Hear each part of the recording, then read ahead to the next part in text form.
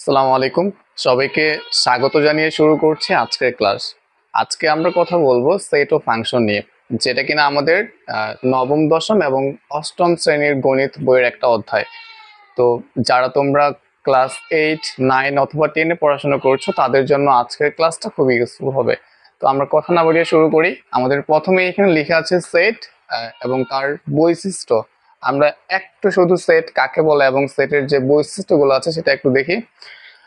প্রথমে লেখা রয়েছে বাস্তব বা চিন্তা জগতের সুসংজ্ঞায়িত বস্তুর সমাবেশ বা সংগ্রহকে সেট বলে।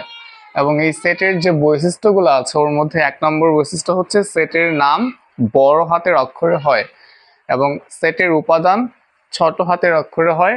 আর সর্বশেষ যে বৈশিষ্ট্য সেটা হচ্ছে সেটের উপাদানগুলো দ্বিতীয় বন্ধনী দ্বারা আবদ্ধ থাকে। আচ্ছা, আমি যদি একটা সেট লিখি।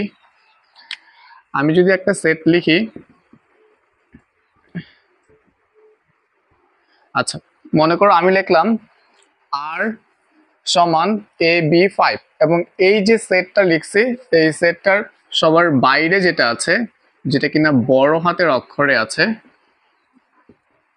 এইটা হচ্ছে এই সেটটার নাম। ঠিক আছে, এই যে সেটের নাম বড় হাতের অক্ষরে হয়, অর্থাৎ সামনে যেটা বড় হাতের অক্ষর আকারে থাকবে সেটাকে আমরা এই সেটটার নাম বলবো। তাহলে এই সেটটাকে আমরা বলবো আর সেট। ঠিক আছে, আমি যদি লিখি এভাবে